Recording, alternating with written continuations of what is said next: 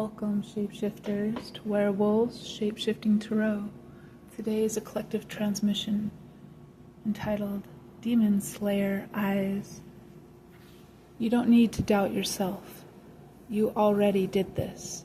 What looks in normal life like a pile of bills, like a mortgage you can't quite pay off, like another month of struggle and wait, in psychic sight it looks like something else entirely. It looks like a parasite.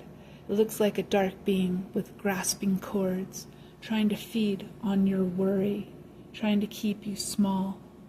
Discernment is key. Because in ordinary hearing, it just sounds like a voice saying you're late, or you'll lose your house, or this is too much for you. But with your inner ears, with your spirit awake, you notice the voice doesn't feel like love. The voice doesn't feel like your own. The voice dodges truth. It cannot name itself. That's how you know.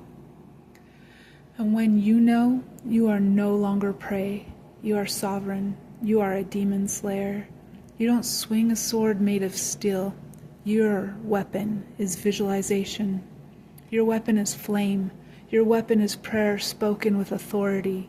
You say, I am one with my house. I am one with the land.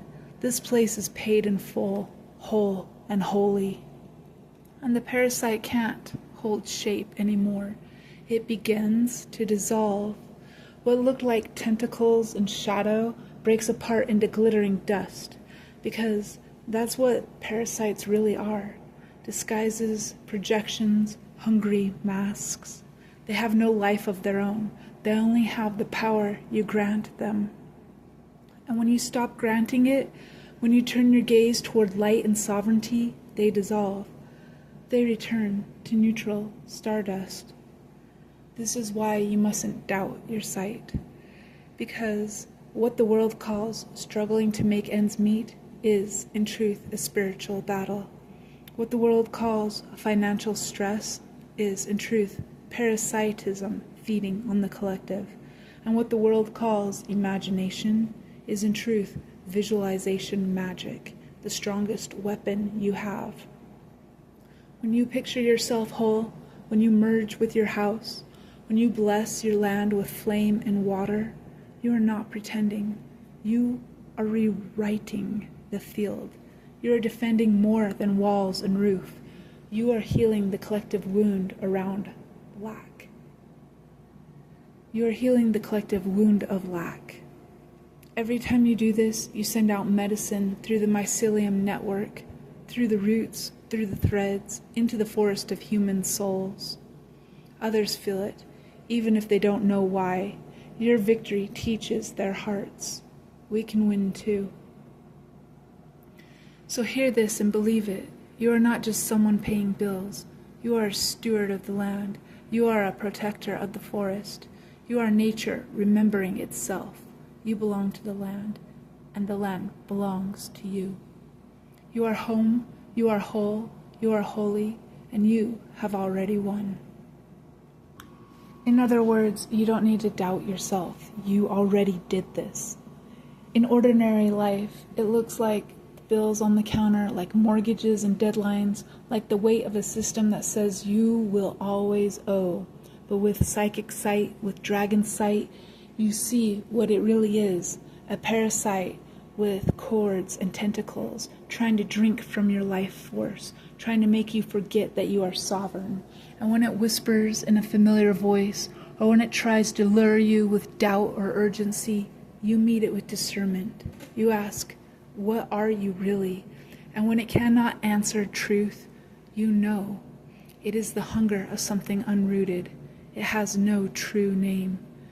And so you take up your weapon, not steel, not gun, not law written by men. You take up the weapon of the ancients, the violet flame, the fire of transmutation, the fire of dragons who remember, the first sparks at the dawn of stars.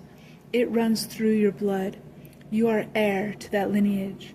Every time you call the violet flame, you summon the memory of beings so old, so luminous. They were here before Earth had continents. The violet flame doesn't just burn, it rewrites reality, turning shadow into medicine, turning parasite into stardust. Then comes the white flame. This is the sword of purity, the angel fire, the brilliance that no lie can stand within. Where violet transmutes, white purifies. It is the flame that says, this is holy, this is truth, this is mine. And still you are not finished, because you call the ocean, the primordial water, the roar of the Leviathan that was ancient before man spoke of gods. The ocean is not just blue waves on a shore, it is the memory of galaxies swimming, the womb of every world, the tide that gave birth to life.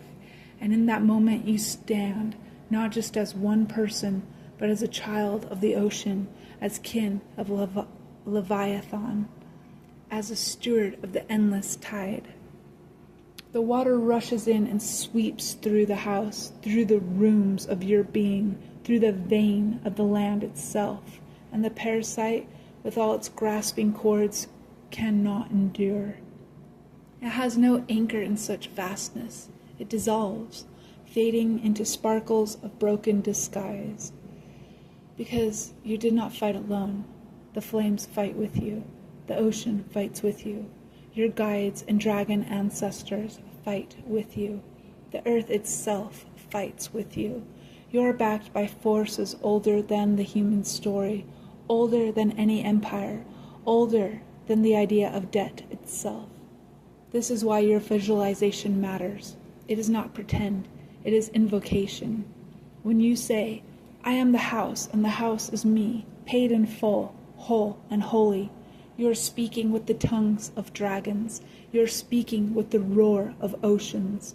You are calling down cosmic law, a law that parasites cannot dispute. So do not shrink what happened. Do not say, maybe it wasn't real, because it was real. And every time you step into the flame and water, every time you declare ownership, you are healing the collective wound of lack. You are slaying demons that others see only as bills. You are transmuting fear into sovereignty, and sending that medicine outward through the mycelium network of souls. You are not just surviving, you are the steward of the land. The land belongs to you, and you belong to the land. You are a dragon. You are ocean. You are house and home. You are whole. You are holy. You are nature, and you have already won.